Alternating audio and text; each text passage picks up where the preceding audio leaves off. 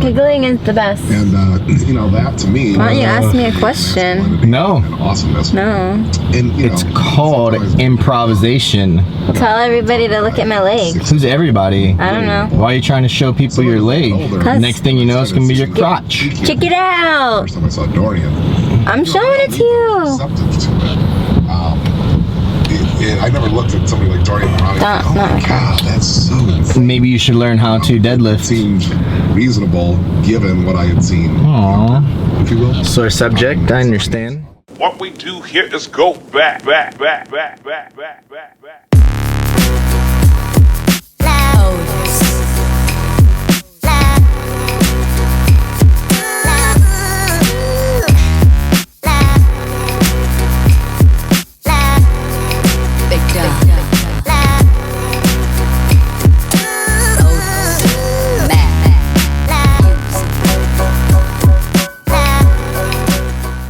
What's going on, guys?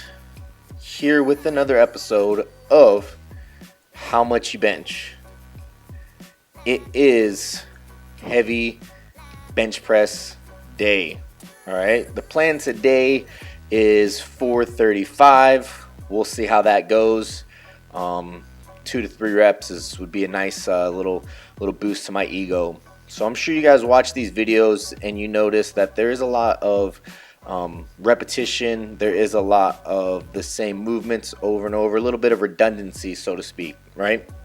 And you may ask yourself, like, why do you do the same movements? Don't you need to add in different ones to create different training stimulus, to create muscle adaptation, you know, things like that, to build up weak areas? And I say sometimes that's true.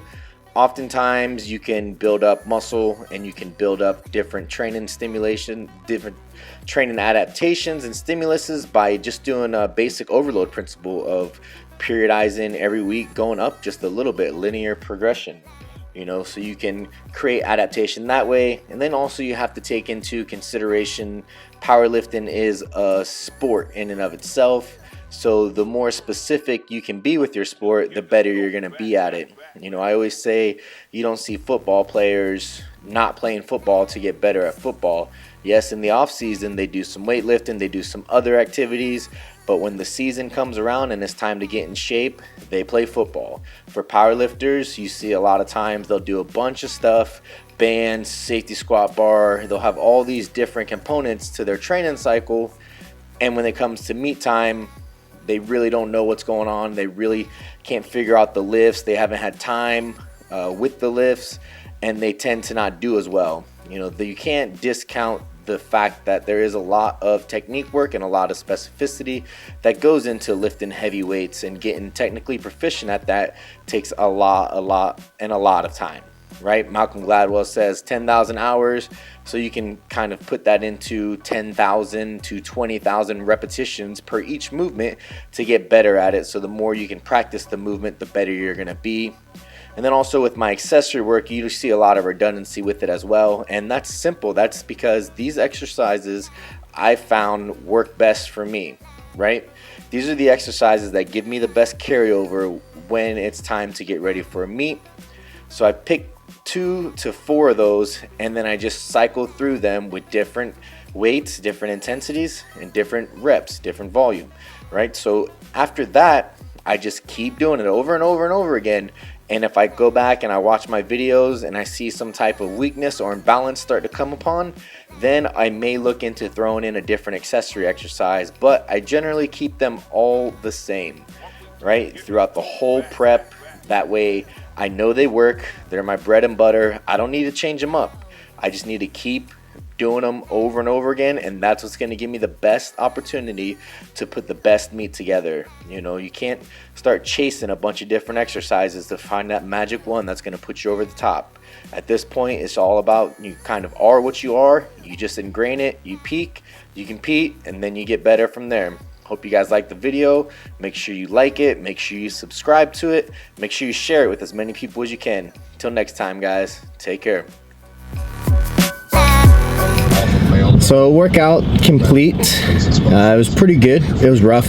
I don't know why everybody calls everything spicy now. Like they had a spicy workout, like it's flavored or something. It's either a good workout, a bad workout. It could be tough, but spicy. I don't get it. That sounds like some type of hot sauce you're putting on your workout or something. So workout was good.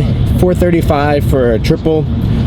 Could have been longer pauses, but I was pretty happy with the way things moved, considering I had to speed up my recovery days. I had to switch things around due to some scheduling conflicts. So next week I'll be squatting on Tuesday. Tomorrow I'm deadlifting, and so I benched Wednesday, benched Friday, pull Saturday, squat Tuesday, and then I should be back on track with everything. So everything's going really well. 8 weeks out now, I believe, or 9. I can't ever keep track, but it's written down somewhere. So on pace to do pretty well on my bench press. Can't complain. After the main movements, decided to go and do some tempo bench like I usually do, and then after that did some feet up benching, and then just a bunch of accessories to finish up the chest day. So pretty good. Main emphasis today is just chest, a little bit of shoulders, and that's pretty much it. So Wednesday's workout was more triceps lockout. Today was just more full range of motion, chest, and some shoulders. So it's kind of how I separate my 2 bench days to make sure that everything's fully recovered and all the weak areas are getting hit the way they need to. Hope you guys enjoy the video.